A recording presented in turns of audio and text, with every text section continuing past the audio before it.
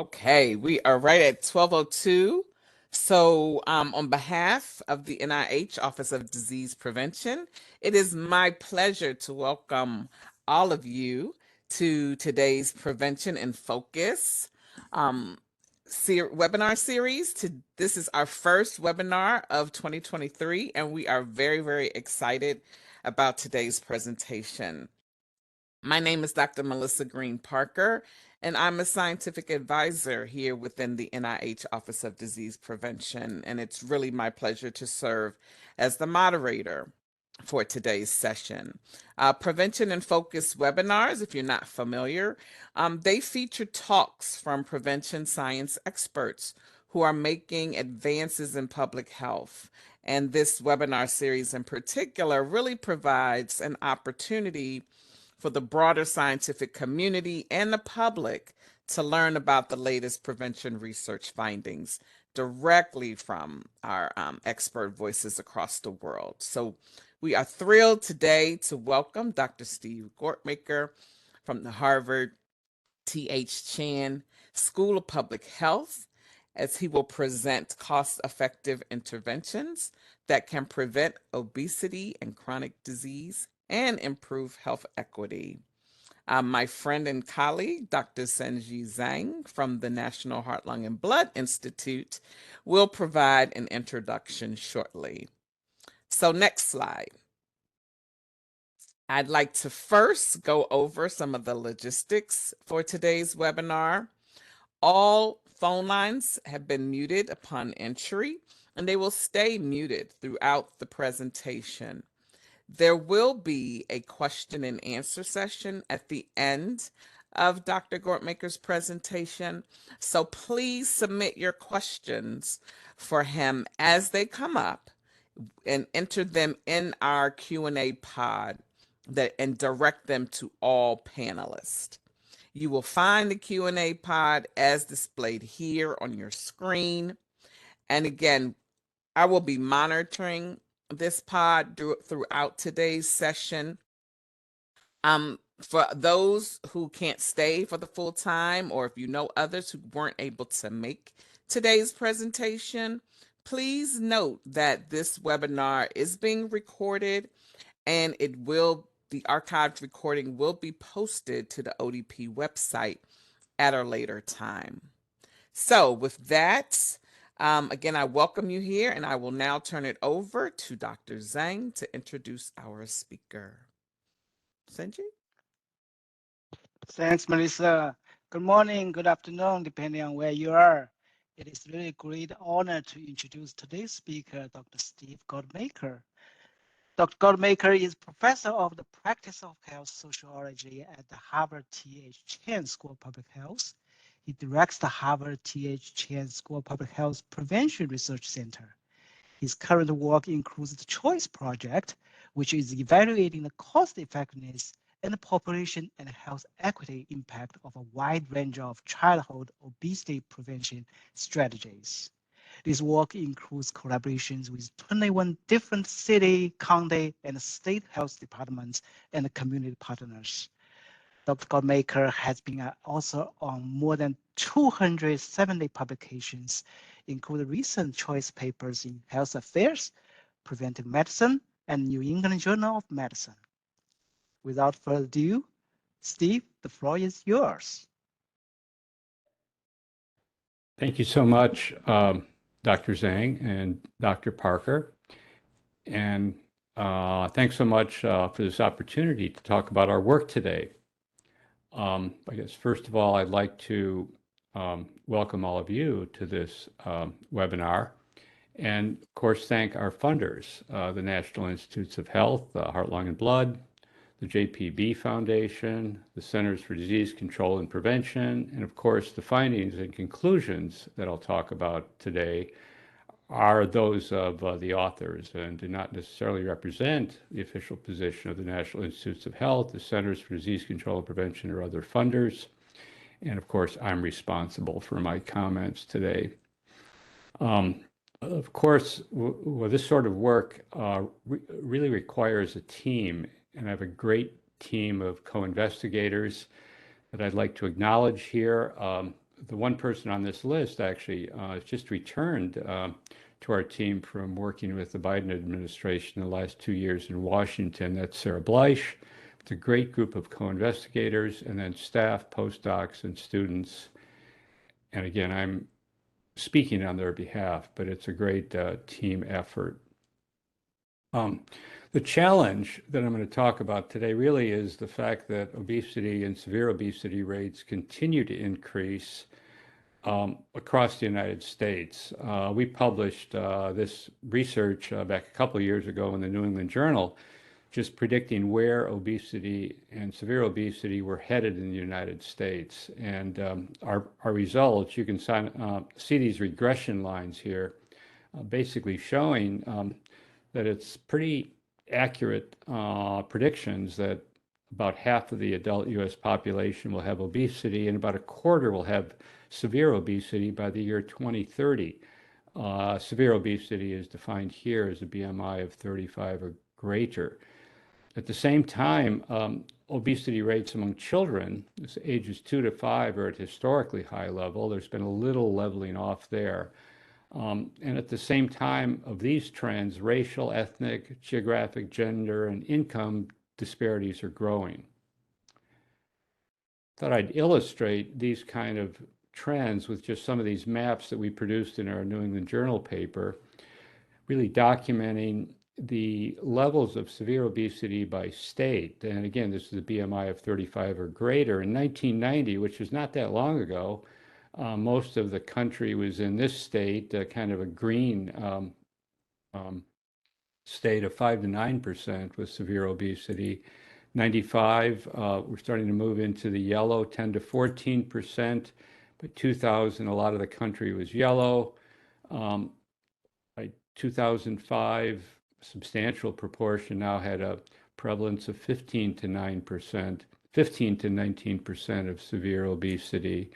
By 2010, a lot of the country was in this red 15 to 19% category, and you start to see the 24% states kind of increasing, so that by 2020, around where we're at today, a lot of the country is at this level of 20 to 24%, some states greater than 25%. And if these trends continue, if we do not do more, we project that by 2030, this is where we'll be at, with a lot of the country at greater than 25% rate of severe obesity. In another paper we did in the New England Journal, we used our projection model, our choices model, to project where obesity was headed among children. And we projected that the majority of today's children will have obesity at age 35. And these increases and disparities also impact long-term health outcomes, including mortality. This is a paper we just published recently that estimates the excess deaths per day due to excess weight in the United States in the year 2016. And that's about 1,300 excess deaths per day. Excess deaths per day, or nearly 500,000 per year. This represents a loss in life expectancy of nearly 2 to 4 years, higher than excess mortality due to smoking. And the weight-related life expectancy loss was highest for non-Hispanic Black females, with large disparities across states in these outcomes. At the same time, we've done research documenting the healthcare cost associated with this excess weight gain. And we see among adults substantially higher healthcare cost for adults with obesity, about $1,900 extra a year. For severe obesity, this is more than $3,000 per year.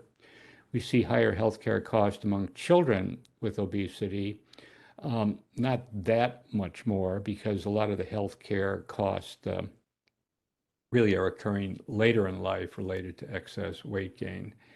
And the total spent in the US each year on medical cost or healthcare costs due to adult and child obesity is about $170 billion. These current increases in obesity and chronic disease are driven by many forces. We think it's important to acknowledge these social and economic determinants of health, structural racism, the commercial determinants of health. All of these forces are long-term influences on the neighborhoods we live in, household income and wealth, racial segregation, concentrated poverty, and physical activity levels in foods and beverages we consume. Changing these trends and disparities really requires interventions, and that's what we're going to be talking about today. To change these trends, we need interventions, policies, and programs that can cost effectively make a difference. I'll discuss several such interventions today that we've studied, all with good evidence for effectiveness, some already implemented, and some that could be more widely implemented. We estimate that these are interventions that can cost effectively improve overall population health and improve health equity. It's important, however, to note that even if these interventions were successfully implemented, well, they're not going to eliminate these trends and disparities in excess weight gain and obesity, but they can make important differences in the lives of both children and adults, prevent excess weight gain and future chronic disease, improve quality of life, and improve health equity. Of course, underlying all this work is we need good evidence for effectiveness. And I'm going to be talking in detail about 4 strategies today that are backed by good evidence for effectiveness, generally from randomized trials and natural or quasi-experimental studies. And for these, we really want to answer just a couple of questions. Are these strategies cost effective? Do they provide good value for money? And do they improve health equity while they improve population health? I'll highlight in this work really 2 promising paths that we've identified to cost-effective strategy that can also improve health equity. One is where the strategies households at economic disadvantage are the focus for implementation. I'll give an example of where low-income children are at higher obesity risk, and we'll discuss an effective WIC intervention that's targeted to this population. That's one strategy or one path. The second path are strategies with evidence for stronger impact among economically disadvantaged populations. And a couple of examples of this would be that we're going to talk about the Healthy Hunger Free Kids Act that provides school lunches and meals, and a sugar sweetened beverage excise tax. For the terms that we're using today, health equity, health inequities, health disparities, we'll use the way that the CDC has defined them in their Practitioner's Guide for Advancing Health Equity. And there's a range of other terms and key metrics and modeled outputs that we'll be talking about today. We do have a handout, a 2-page handout that really goes into a good deal of depth in describing these definitions and metrics. We do have a QR code that you could point your phone to and go right to and download this 2-page handout, which might be helpful. By the way, these slides, of course, will be available, so you can always do that later. And we'll have on there definitions of key cost effectiveness metrics, the cost, the reach of an intervention, population impact, impact on disparities and health equity, reference groups, and uncertainty intervals and confidence intervals.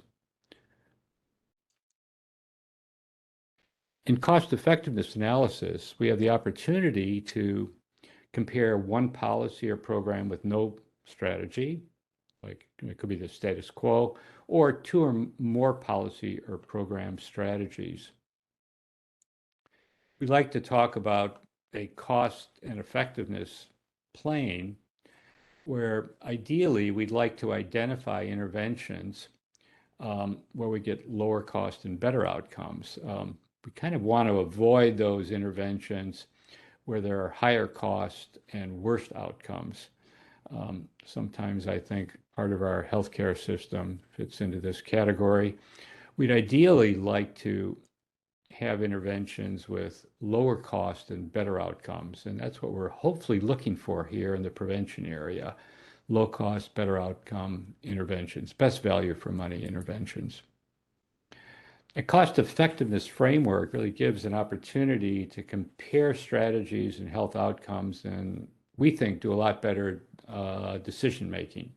It is more complicated though, because it includes evidence for impact on health, population reach, the number of people who benefit, implementation resources, activities, and cost, and then the potential impact on health disparities and health equity. It's a lot of information, but we think really critically important. We've developed a model, a choices model, to project the impact on the population of intervention strategies and to really look at the future, to project the future course of the impact on obesity and other health outcomes over a 10-year period. That's our choices model. The way this model works, I'll give an example here. If we were projecting over the period 2020 to 2030, we have a virtual population that we develop of 1 million people.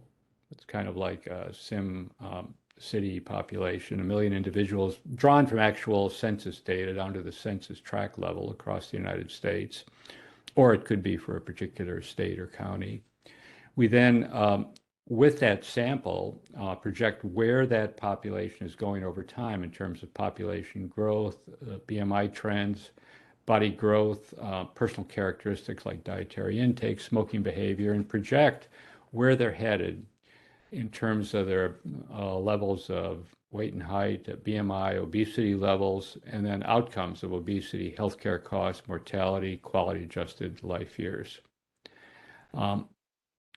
After we've done that, we then do the same kind of projection for the population, but now we have the intervention implemented that could affect dietary intake or physical activity and therefore body growth and BMI over time.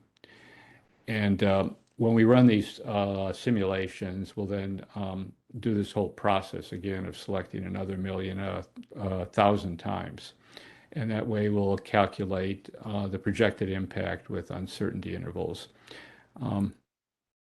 In order to estimate these models, we do need numbers, metrics on reach, who will benefit from this intervention, the effect, what's the effect of the policy or program on health, what's the cost of this policy or program, and any potential cost offsets or healthcare cost savings.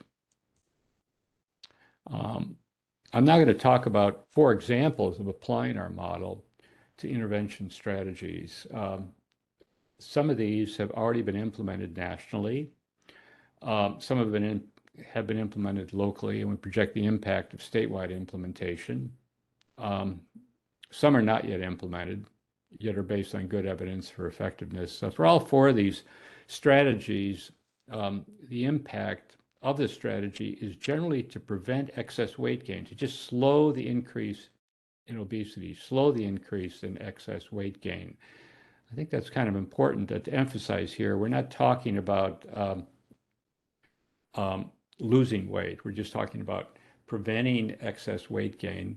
This is particularly the case among children, as children generally are not born with excess weight. Some kids are a little bit, but very low levels of childhood obesity early in life, and it just gradually grows over time. So the focus of our preventive strategies is really to slow the rise of excess weight gain and obesity to prevent that from happening. The first intervention I'd like to talk about is the improvements to the WIC food package. This intervention or policy change was implemented in 2009. We have good evidence that this intervention improved foods that households participating in WIC purchased and consumed, including fewer total calories, less juice, more whole grains, more fruits and vegetables. WIC, by the way, is used by about half of the new births in the United States, families with new children. And we have good evidence for the effectiveness of this policy change at reducing obesity rates, basically across all US states, based on an interrupted time series analysis of data before and after the package change. These data were made available by the CDC, and we were able to see these changes in basically every state across the United States. Based on these data for reach, effect, and then cost of those policy changes, we calculated the cost effectiveness of the WIC food package change. With the estimated reach over 10 years is 14 million children. It's pretty low cost at about $18 per child. We calculated that this intervention prevented 63,000 cases of child obesity in 2020 alone, at a cost per quality adjusted life year of about $10,600, far below commonly accepted thresholds. People talk about thresholds of maybe 150 to 200,000 of cost per quality. The health equity impact, the intervention led to a closing of the gap in obesity prevalence between children from households in poverty and not in poverty, thus improving health equity. And this research was presented recently at the American Public Health Association. Erica Kenny led that research. A second intervention I'd like to talk about are implementation of sugary beverage excise taxes. Local evaluations in multiple cities across the United States, Berkeley, Oakland, Philadelphia, Seattle, all indicate the effectiveness of sugary beverage taxes in reducing purchases of sugar-sweetened beverage. There's strong evidence linking intake of these drinks to excess weight gain, type 2 diabetes, heart disease, tooth decay, and mortality. Particularly good evidence around excess weight gain, including a double-blind randomized trial in children. Of course, disparities in sugary drink consumption are also driven by many forces out there in the real world, including targeted advertising. And we have worked with partners in multiple states to project the cost effectiveness and health equity impact of these interventions. And just for today, I'll use results from California to illustrate the expected impact. This is an analysis we did with partners at the California Department of Public Health and other community partners.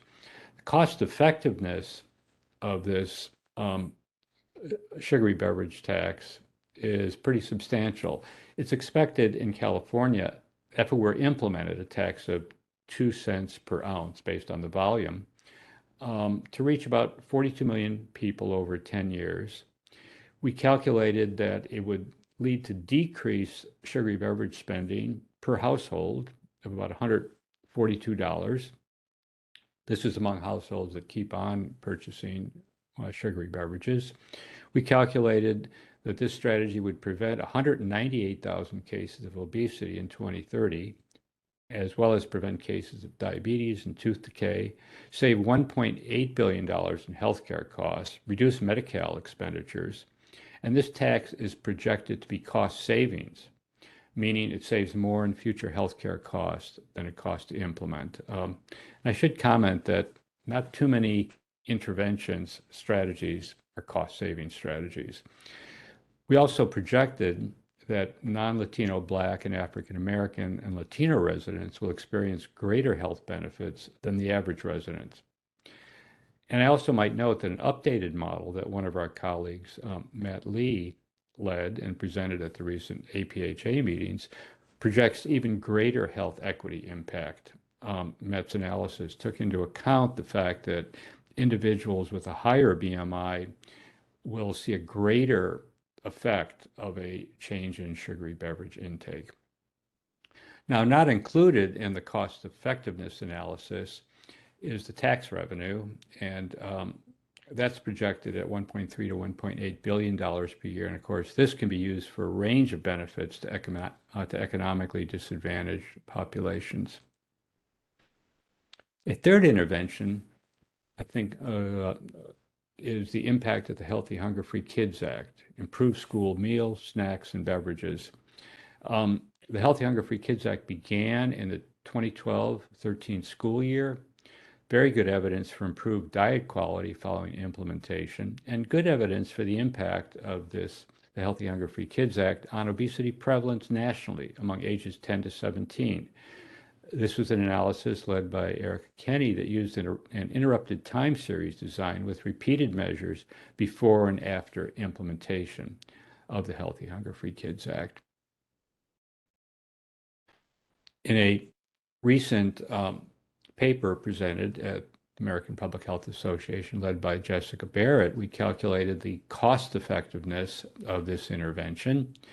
With a reach of $74 million, implementation cost $25 per person per year. We estimated that the Healthy Hunger-Free Kids Act implementation really prevented an estimated 248,000 cases of obesity in 2020 alone. The net cost per quality gained here is about 162,000 and in the range of common thresholds for cost effectiveness. Interestingly, the cases of obesity prevented were mainly among youth with household poverty income, low-income children. These are the children most likely to really use the school meals for. So the Healthy Hunger-Free Kids Act, we calculate, led to substantial improvements in health equity. Finally, another intervention would be to exclude sugar-sweetened beverage purchases from SNAP. As we've talked about already, sugar-sweetened beverages are the leading source of added sugar in the U.S. diet and linked to excess weight gain, type 2 diabetes, heart disease, tooth decay, and mortality. SNAP benefits, people used to talk about food stamps, now it's called SNAP. SNAP benefits are used to buy more than $4 billion per year of sugar-sweetened beverages. Excluding sugar-sweetened beverage purchases from SNAP would, in essence, raise the price, and there's good evidence that this will lead to less purchasing and consumption. So we evaluated the likely cost-effectiveness, health impact, and health equity impact of making this policy change nationally. This work was led by Aviva Musikas and other members of our team. The results of this analysis indicated a reach over 10 years of about 67 million. We project that if this were implemented, it would prevent 362,000 cases of obesity in 2030 alone, avert over a 10-year period 7,390 deaths, save 3.6 billion in healthcare costs over 10 years, gain 152,000 QALYs. And this policy is also projected to be cost saving, to save more in future healthcare costs than it costs to implement. It's a pretty inexpensive policy change. And we project much greater prevention of obesity among households at 130% or less of the federal poverty level compared to higher income households, thus improving health equity, and also project greater prevention of obesity among Black and Hispanic households compared to white non-Hispanic households, thus also improving health equity. So again, I think it's useful to return to these two paths and to see that some of these strategies are really are focused on households at economic disadvantage, the WIC program, the SNAP program, and therefore intervention policy changes there can substantially improve health equity. And other strategies, such as the Healthy Hunger-Free Kids Act or sugar-sweetened beverage excise taxes, they appear to have a stronger impact among economically disadvantaged populations, and therefore that's another route to improve health equity. I'd like to talk for just a minute about our learning collaborative partnerships. We've taken this approach, this cost effectiveness approach, to do work with a lot of different partners across the United States to really evaluate and identify best value for money strategies that they might pursue. And this has provided a lot of useful evidence, I think, across the United States. We've had key partners in this work beyond the local, state, city, county health departments and other partners, community partners, and that has been our colleagues at NACCHO, ASTHO, and the Big Cities Health Coalition. We've had these partnerships with states and cities all across the United States, ranging from Hawaii and Alaska in the far west, on the west coast, down south, up north, out east.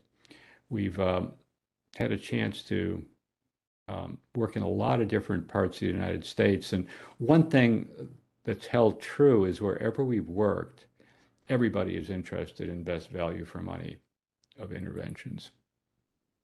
Here are some examples of the strategies developed and modeled with partners. This includes sugary beverage taxes, improved nutrition and physical activity in early care and education settings, water access in schools, STAR, which is a clinical intervention for children with obesity in early childhood, healthy beverages in out-of-school settings, a WIC screen time intervention, healthy incentives and SNAP, active recess, active PE, more movement and reduced screen time in early care, and safe routes to schools interventions. So you see a range of strategies focused on both nutrition and physical activity in the lives of both children and adults. So in summary, it's pretty clear that we need effective interventions to prevent excess weight gain and slow rising rates of child and adult obesity in this country, and to reduce disparities. I've highlighted a number of effective interventions that can prevent future obesity, improve health equity, and save more in healthcare costs than they cost to implement cost-saving strategies. And again, these are kind of extraordinary. A sugar-sweetened beverage excise tax, excluding sugar-sweetened beverage purchases from SNAP, are just two examples of these. The SNAP strategy would focus on improving diet quality among SNAP-like recipients. Sugary beverage excise taxes have the greatest impact among individuals consuming the most SSBs and those with higher BMI. And the overall impact of this intervention is progressive. Only some interventions can be cost savings. Usually we need to invest in programs and policies, particularly for children. For example, the WIC food package change cost $18 per child to implement, and the cost per quality is estimated at $10,600, well under commonly used thresholds. And this intervention has also substantially improved health equity. Also, we have really good evidence that implementation of the Healthy Hunger-Free Kids Act has improved children's diet, prevented many cases of obesity, improved health equity, and the cost per quality is near commonly accepted thresholds, indicating good value for money spent. All of the strategies reviewed really can help slow population weight gain and obesity rates, but really to turn around these trends that we saw earlier on, we need many such strategies. I guess I'll leave you with that thought. And finally, on our website, you'll find many examples of interventions and cost-effectiveness analyses in published research studies and with our partners in 21 different state, county, and city health departments across the U.S. And please also check out our community of practice, where we try and exchange ideas and help one another in figuring out how to really implement cost-effective interventions that can improve health equity in local communities. We have QR codes for these, for our Choices project on the right, and then for the our Choices community of practice that you can sign up for and join our group. And finally, feel free to send us an email with questions. And So I'm done now, and I guess I'll turn it over to our moderator, Melissa. Yes. Oh, excellent. Here we go. So thank you for this wonderful conversation, Dr. Gortmaker. It has allowed a lot of questions to come into the chat. I'm trying to keep up here. But this great segue because we're going to move into the Q&A portion of this session. And again, please keep the questions coming into the Q&A pod directed to all panelists. Okay, if I can start here. One question that came up earlier in your talk was how do we correlate medical costs directly to obesity? How are those costs correlated directly to obesity? Mm-hmm. It's a good question. It's not easy to do. See, I think I still have control of these slides, right? I can go back to our slide and take a look at that. Um, it's not easy to do, and I would actually, if you're interested in the methods involved here, you can really go directly to the paper led by Zach Ward, um, published in PLOS One. It's not easy to do because you have to control for a lot of potential confounding issues. We use the nationally representative MEPS data, the Medical Expenditure Survey data, and there within MEPS, they gather data on weight and height of individuals based on self-report, which we know are a bit biased. On average, most people tend to say they're just a little taller than they are, and they weigh a little less than they do. We correct for that, but you still have to really control for other potential confounding issues. And so we use nationally representative data, and these estimates that we have here are consistent with some other studies, but I urge you to read the paper for the details. Excellent. Thank you for that. Next question. It says, can you talk about the model a little bit more? Are these examples taking advantage of systems modeling approaches such as agent-based modeling?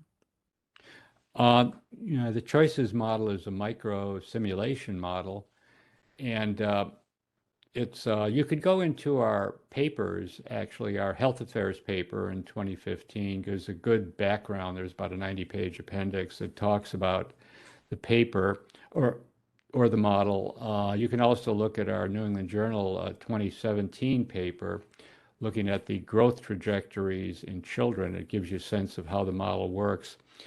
And it's a micro simulation model that projects over time how individuals will operate. I think one of the advantages of a micro simulation model is that you're able to build in a lot of sources of uncertainty.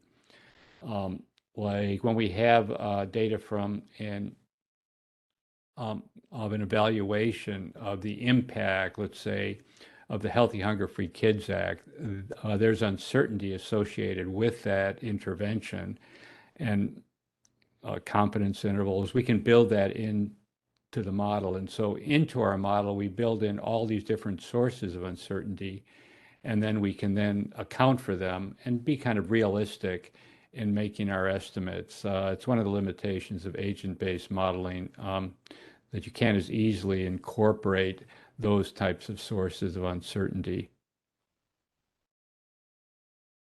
Great, thank you for that. I'm gonna skip around a little bit. This question says the SSB excise tax outcomes are so far projected.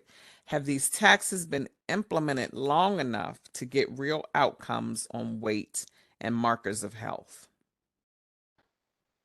Yeah, that's a very good question. Thank you. I actually think that there are a number of research groups right now who have access to some very large clinical databases where they can compare some weight outcomes in parts of the country that have implemented these sugary beverage taxes and areas that are likely comparable with that haven't. And so I think pretty soon we should probably have some estimates of what you see using those kind of comparisons. It's not a perfect comparison. It's not like a randomized trial. It's more like a quasi-experimental study. But I think probably pretty soon we'll see some of those results. All of the results that we've used for our modeling are based upon the changes in sales that you see in sugary beverages. And then we've taken the evidence that link consumption of sugary beverages to weight change to make some estimate of the likely impact on body weight changes. It's not a very large impact, to tell you the truth. But if you add up the huge amount of sugary beverages that people consume, it starts to make a difference. And so we'll see. It's a good question, and we'll wait and look for that evidence. And it will give us a chance actually to recalibrate our models based on that evidence. When we first estimated our sugary beverage excise tax models, we didn't have some of the larger interventions taking place in some cities like Philadelphia and Seattle. And the kind of changes in sales that we're seeing there were actually bigger than what we've been assuming. So we'll see what they look like once we get those outcomes in terms of weight change. Excellent. The chat is busy. So let me keep this going. It says, has the SSB ban in SNAP been implemented anywhere in the US yet?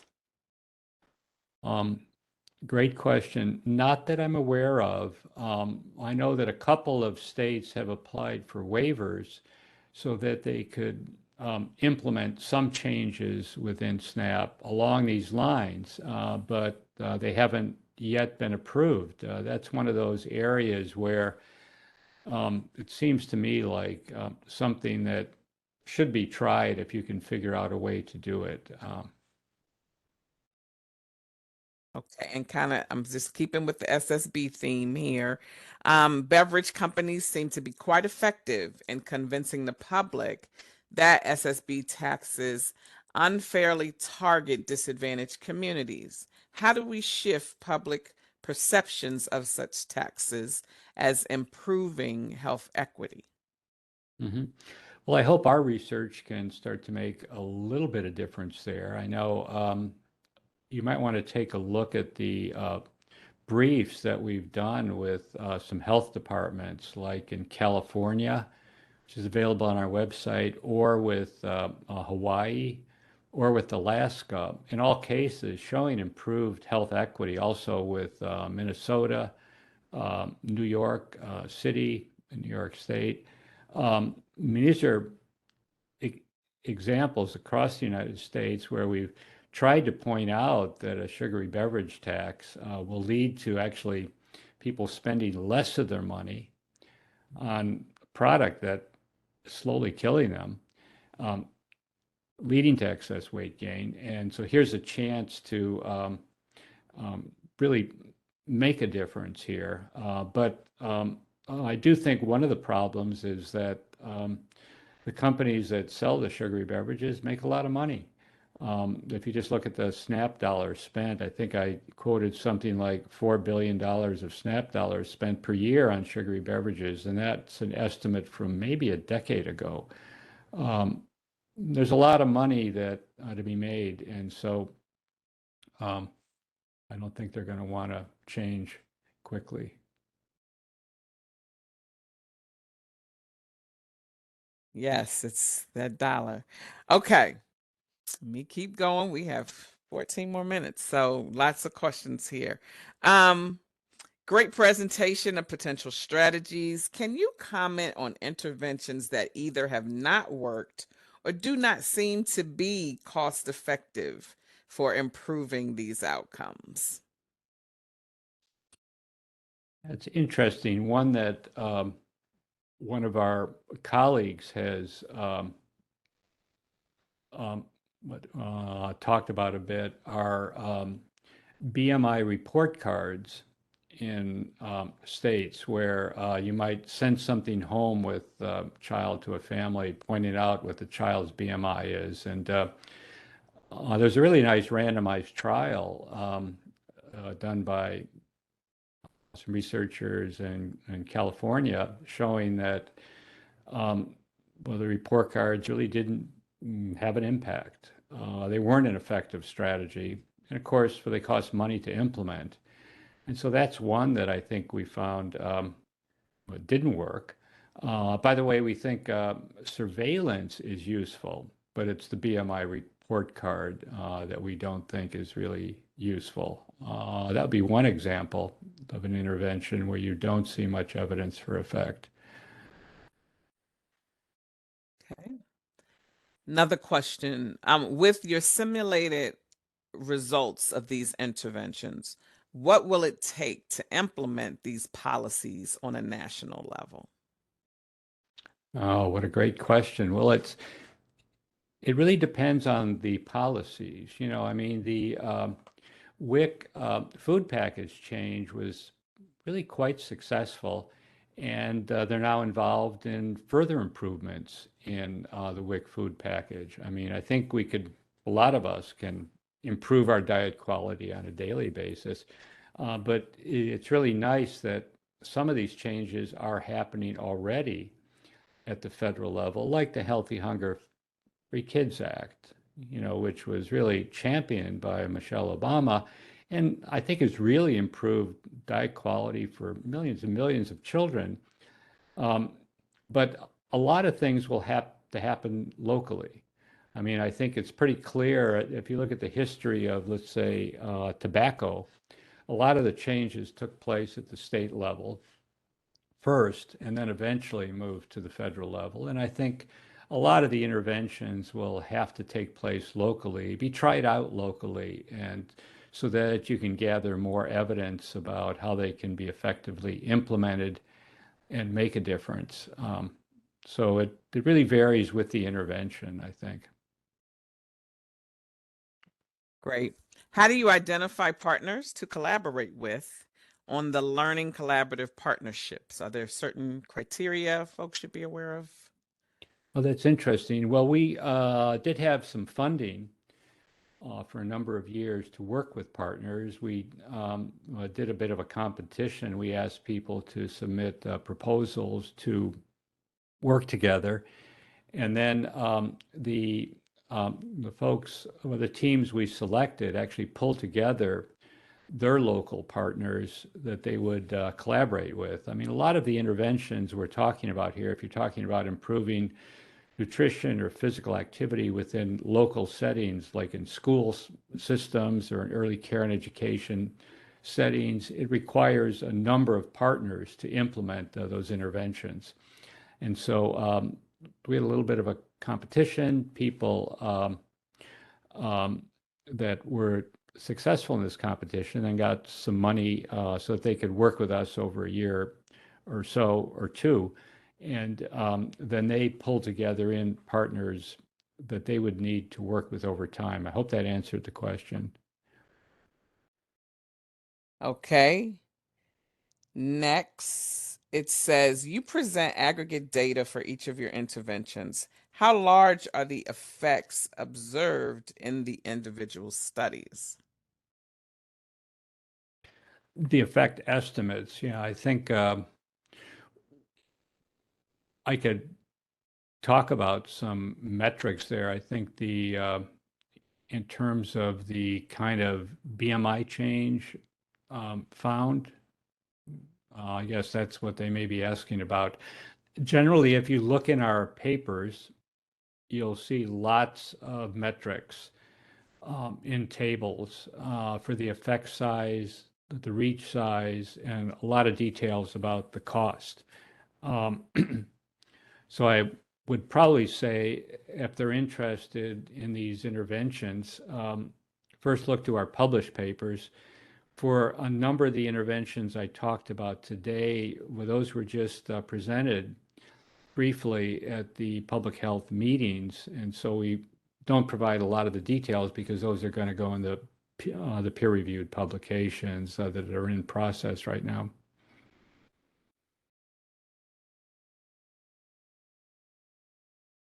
Let me get unmuted here. It says this may be more of a question for a policy person, but what do you think the US needs in order to care more about younger people's health in general? For example, I'm in my late 20s and my primary care provider doesn't follow up to make sure I get annual checkups. Unfortunately, I feel like the US health system focuses on treating diseases rather than preventing them. Yeah, well, great question. I mean, ideally, I'd like to see a system in the United States that, first of all, provided healthcare coverage for everybody. I think it's terrible that we don't have a system that does that. I think with a range of things that you could do like that, I'd like to see more of a focus on early care and education in our country. We don't support that much at all. Well, there are a lot of things you could do, but those are two that would be an important start, I would think. Okay, great.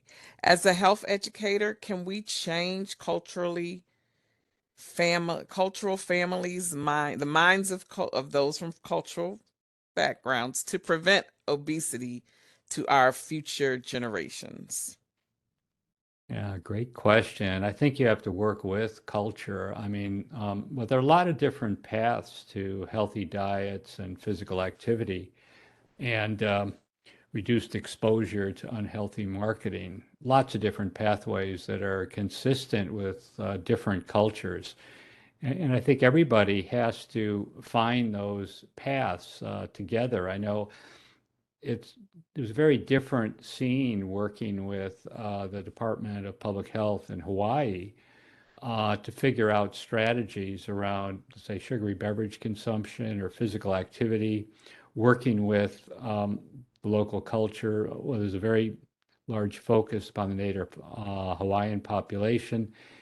In Alaska, there was a large focus on the Native Alaskan populations and particularly dental issues.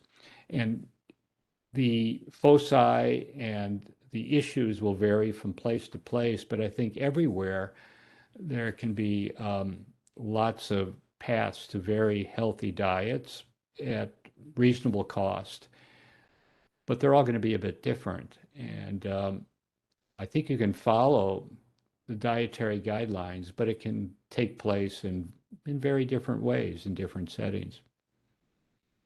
So, speaking of dietary guidelines, here's a great question. Can you simulate the impact of increased awareness of the dietary guidelines of America and the My Plate infographic guide for eating?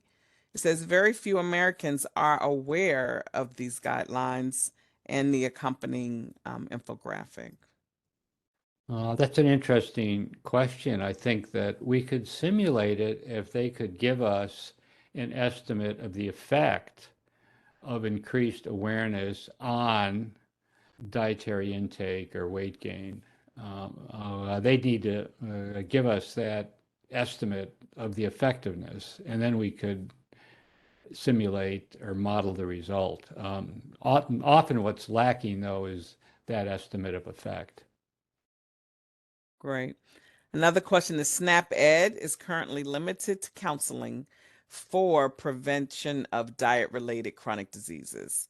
Have you considered simulating the impact of expanding SNAP Ed to include counseling for treating chronic diseases? For example, medical nutrition therapy. Well, that's interesting. Yeah, I think again, it could be done, but you'd need an estimate of the effectiveness of this particular therapy, nutrition therapy, on the outcomes, along with the cost of that intervention. And then you could certainly simulate the impact, but you need the estimate of the effectiveness. Okay. All right, before I ask the next question, can you go back, Dr. Gortmaker, to the slide that has the QR codes? Folks would still like to copy Oh, the those last one or codes. the one Yeah, with our fact sheet? Okay, sure, the probably last one. with your fact sheets on there. Oh, the Thank fact you. sheet, okay. I hope so. I'm assuming. Right there, that's the cost effectiveness and health equity metrics, that one? We'll put that up for a while, and then maybe in a minute we'll switch to the other one Sure. just to make sure we have it all. All righty. Okay, I don't think I've read this one. Are there interventions aimed at SSBs? I mean, are there interventions aimed at SSBs or as SSBs are decreased, implementing an increase of healthier options? I don't know if I read this correctly. But has there been any efforts assessing the potential negative effects of decreasing sugary options? Mm. Um, that's an interesting question. I mean, I think that, of course, some people really like their sugary beverages. One of the more interesting strategies that folks in Rhode Island were looking at was to implement a sugary beverage tax, but to take a chunk of the revenue and use it to really support the purchasing of fruits and vegetables by SNAP participants is one way to, so if you actually could do both at the same time, reduce sugary beverage intake and increase fruit and vegetable intake. But um, I'm not really, well, there aren't too many downsides to getting rid of this ultra processed sugar sweetened beverages for health. I guess I'd leave it at that. And we're down to 1 minute left. You want to ask the last question, Melissa? I do. So this one is gonna probably on a high note. Do you have information on the impact of community and school vegetable gardens in childhood obesity? No, we don't. And I think, but there's just a lack of evidence around the effect. I mean, I think giving children a chance to actually work with gardens, vegetable gardens. As a kid, I used to do a lot of weeding in our garden, and I love those fresh carrots. But no, we don't have evidence for effect at this point, at least not what I'm aware of. There are several more. Thank you, Dr. Gortmaker. There's several more questions. This has been a very a talk that has really generated a lot of conversation. What we will commit to doing here at ODP is make sure that Dr. Gortmaker receives all of these questions and we give him the opportunity to respond in writing, and we'll post that information around the same time we'll post the archive videos and so forth. But thank you again. If you could go to the last slide here. Yep. We certainly want to thank everyone again for tuning in. As I mentioned, this webinar will be archived and shared on our website in a few weeks. But in the meantime, if you have any questions about the Prevention in Focus webinar series, please contact us at preventioninfocus@nih.gov.